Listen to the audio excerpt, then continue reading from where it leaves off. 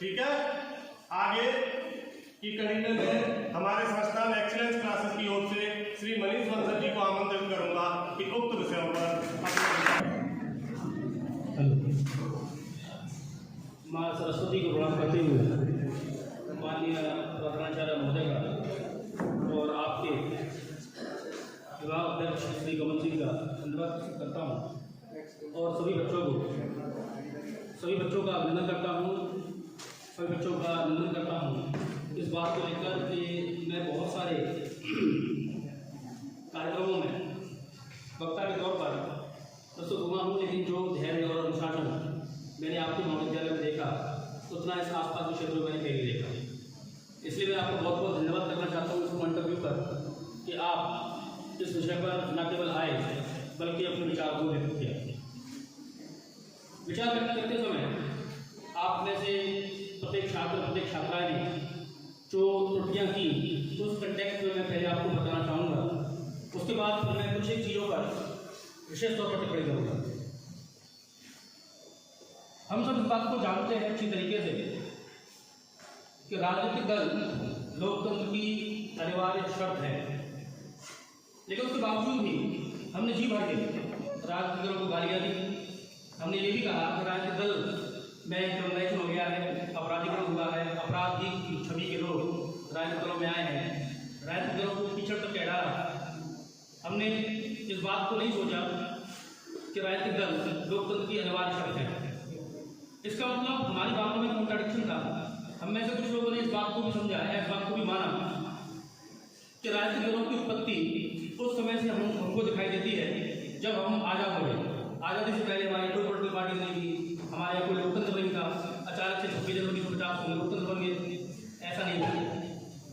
मैं आपको साफ तौर पर बताऊँ कि हम from the beginning of the society, जब हमारा समाज प्रारंभ हुआ, हम तब से लोकतांत्रिक हैं और आज तक इस लोकतंत्र को बचाए हुए हैं। इस लोकतंत्र को बचाने में हम लोग उतनी ही भूमिका उस समय अदा किया करते थे और आज उतनी ही भूमिका अदा करते हैं। इसमें कोई दो राय नहीं है कि लोकतंत्र जनता का शासन होता है। ये बहुत ही आम बात है और बहुत ही आधारभूत बात है कि लोकतंत्र जनता का शासन है। लेकिन आज जो अब्राहम लिंकन की डेफिनेशन को कोट किया आप सबने, democracy for the people, by the people, of the people, मेरा अपना मानना है कि डेमोक्रेसी हो गई है for the people, of the people और by BYE, by the people का मतलब आज लोकतंत्र लोगों से दूर जा रहा है। इसमें कोई दो राय नहीं है। राजनीतिक दल और लोकतंत्र के विषय पर बच्चों ने जो त्रुटि की वो सबसे बड़ी जो आज की समस्याएं हैं राजनीतिक दल और लोकतंत्र को लेकर, उस समस्या समाधान के लिए उनके पास कोई योजना नहीं है। इस योजना या इन समस्याओं को बताया गया जैसे कि वंशवाद की परंपरा, आप में से किसी ने कहा कि वंशवाद की परंपरा है, आप में से किसी ने कहा कि आर्थिक लोकतंत्र की कमी है राजनीतिक दलों में। इस समस्या के समाधान के लिए हमारे पास क्या है? आप में से कितने लोग इस बात को मानते हैं कि राजनीतिक दल अच्छे हैं या राजनीतिक दल होनी चाहिए लोकतंत्र में? हाथ लेके प्लीज। आप में से कितने लोग मानते हैं इस बात को कि राजनीतिक दल लोकतंत्र में होनी चाहिए, अनिवार्य रूप से होनी चाहिए? कुछ लोग मानते हैं, सभी लोग मानते हैं। ठीक, आप में से सभी लोग ये मानते हैं, मानकर चल रहा हूं कि राजनीतिक दल लोकतंत्र में होनी चाहिए। राजनीतिक दलों को सत्ता प्राप्त करने के लिए वोट कौन करता है? हम नहीं करते। राजनीतिक दल अगर खराब है तो असली तो खराबी हम में है, क्योंकि वोट करने का काम हम ही कर रहे हैं। मैं आपको कुछ बातों पर टिप्पणी करना चाहूंगा, उन बातों को समझने का प्रयास कीजिए। राजनीतिक दल के प्रकार होना चाहिए। राजनीतिक दल की अपनी एक विचारधारा है, अपने एक आयाम है, अपनी एक सदस्य संख्या है।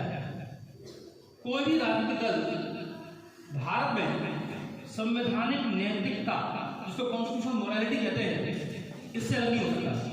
चाहे उसकी विचारधारा कोई भी हो, चाहे उसका इलेक्शन मैनिफेस्टो कुछ भी हो, लेकिन वो राजनीतिक दल संवैधानिक विचारधारा, संवैधानिक नैतिकता को समाप्त नहीं कर सकता, उससे पीछे नहीं जा सकता, चाहे उसकी विचारधारा कुछ भी हो।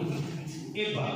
दूसरी बात, राजनीतिक दल आज जो लोकतंत्र में काम कर रहे हैं, उस लोकतंत्र का मायना यह है कि वो लोकतंत्र माना जाता है जिस लोकतंत्र में प्रेडिक्टेबिलिटी होती है। प्रेडिक्ट कर सकते हैं उसको, आप उसको बता सकते हैं कि क्या होने वाला है। जैसे कि मैं आपको बताऊं एक एग्जाम्पल छोटा सा।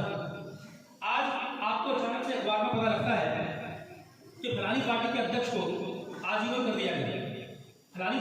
अध्यक्ष को उसके कार्यकाल को 1 साल के लिए और बढ़ा दिया गया। फलानी पार्टी के अध्यक्ष को अध्यक्ष पद से हटाकर महामंत्री बना दिया गया। ये चीज आपको अचानक से पता लगती है। राजनीतिक दल में प्रेडिक्शन नहीं है, यानी कि आप ये नहीं कह सकते राजनीतिक दल में कि अब निश्चित तौर पर इस कड़ी का आदमी राजनीतिक दल का अध्यक्ष बनेगा। आप ये नहीं कह सकते कि अब ये आदमी इस पद पर है और आगे इस पद तक जा सकता है, क्योंकि प्रेडिक्शन आप इसलिए नहीं कर सकते क्योंकि राजनीतिक दल में डेमोक्रेसी नहीं है, लोकतंत्र नहीं है। तो सबसे पहली आवश्यकता इस बात की है कि राजनीतिक दलों में आंतरिक लोकतंत्र की स्थापना की जाए। आंतरिक लोकतंत्र की स्थापना करने से पॉलिटिकल पार्टी जो लोकतंत्र को चला रही है, जो लोकतंत्र को आगे ले जा रही है, अगर उन्हीं के अंदर लोकतंत्र नहीं होगा तो निश्चित तौर पर वो आपको लोकतंत्र नहीं दे पाएंगे। दूसरी बात ये कि राजनीतिक दलों में और लोकतंत्र में अटूट संबंध है। आज लोकतंत्र को चलाने वाली राजनीतिक दल चूंकि राजनीतिक दल है, इसलिए राजनीतिक दलों में लोकतंत्र की कमी जो हमको दिखाई दे रही है, उसके लिए हमको और आपको आगे आना पड़ेगा। हमको आपको आगे आने का मतलब यह है कि हमको उन आधारों पर वोट करना होगा जिन आधारों से राजनीतिक दलों का मतदान सुनिश्चित हो, उनके अंदर पारदर्शिता सुनिश्चित हो, ट्रांसपेरेंसी है, अकाउंटेबिलिटी है, और हमारे साथ मिलकर इलेक्शन कमीशन ऑफ इंडिया को भी काम करना होगा। जैसे मैं आपको एक छोटा सा एग्जांपल देता हूँ उसका। आप सब लोग जानते हैं कि चुनावों में आचार संहिता लागू हो जाती है। इंग्लिश में इसको मॉडल कोड ऑफ कंडक्ट कहते हैं, लेकिन इस मॉडल कोड ऑफ कंडक्ट को लेकर इलेक्शन कमीशन ऑफ इंडिया के पास कोई जुडिशियल पावर नहीं है, कोई न्यायिक शक्ति नहीं है। इलेक्शन कमीशन ऑफ इंडिया के पास किसी भी राजनीतिक दल को डी रजिस्टर करने की पावर नहीं है। सिर्फ registration of the political party और रिकॉग्निशन करने का काम इलेक्शन कमीशन ऑफ इंडिया का है। अगर कोई पॉलिटिकल पार्टी कुछ गलत करती है तो उसको डी रजिस्टर करने का, यानी कि उसके रजिस्ट्रेशन को रद्द करने का अधिकार इलेक्शन कमीशन ऑफ इंडिया के पास नहीं है। वो अधिकार आपके पास है। आप उसको डी रजिस्टर कैसे कर सकते हैं? वोट ना देकर। तो आपको अपने राइट टू वोट को पहचानना है, आपको अपने वोट के अधिकार को पहचानना है। आज आप देख रहे हैं इस बात को कि राजनीतिक दल आपको लुभाने के लिए कई फ्रीबीज का सहारा ले रहे हैं। मुफ्त में दी जाने वाली रेवड़ियां जिनको कहा जाता है, और इन मुफ्त में दी जाने वाली रेवड़ियों को या रेवड़ियों से किस तरीके से आप और हम परेशान हैं या किस तरीके से सुप्रीम कोर्ट परेशान है, ये बात आपके सबके सामने है। हमको इस बात को समझना चाहिए कि राजनीतिक दलों को एक ऐसे भारत को निर्माण करना है जहां लोग अधिकार बनाए रखते हैं, लोग सक्षम बने, इस बात को सक्षम बने कि वो खुद से पैदा कर सके, वो खुद से उत्पादन में भागीदारी कर सके। इसीलिए मैं आपसे बार बार इस बात को कह रहा हूं कि समस्या के समाधान के लिए हमको और आपको सोचना है, और इस बात का समझिए कि राजनीति के अपराधीकरण के लिए और राजनीति के मौतीकरण के लिए हम ही जिम्मेदार हैं, और इस जिम्मेदारी को हमको स्वयं अपने कंधों पर लेना होगा।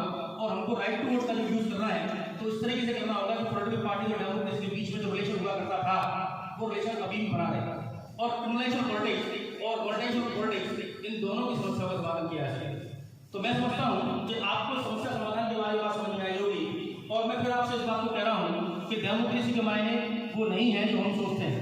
डेमोक्रेसी के मायने हैं जहाँ लोगों की भागीदारी हो, पीपुल्स पार्टिसिपेशन। लोगों की भागीदारी के बिना लोकतंत्र बेकार है। जहाँ नीति निर्माण करने वाला भी व्यक्ति हो, जहाँ नीति को क्रियान्वित करने वाला भी व्यक्ति हो, और जहाँ नीतियों को ऑडिट करने वाला या उसका फीडबैक देने वाला व्यक्ति हो। लोकतंत्र में सरकार के तीनों स्तरों पर, चाहे वो केंद्र स्तर हो, चाहे वो राज्य स्तर हो, चाहे वो ग्रामीण स्तर हो, प्रत्येक स्तर पर जनता की मजबूती की विशेष आवश्यकता है। इसके लिए इन राजनीतिक दलों के द्वारा बनाई गई सरकारों को अपनी अपनी सत्ता को, अपनी अपनी शक्ति को छोड़ना होगा, तभी सच्चा लोकतंत्र स्थापित हो सकता है, तभी सक्रिय भागीदारी सुनिश्चित हो सकती है। धन्यवाद। अब मैं आदरणीय शिक्षकों से अनुरोध करूंगा, अगर उनमें से कोई इस विषय पर अपने विचार रखना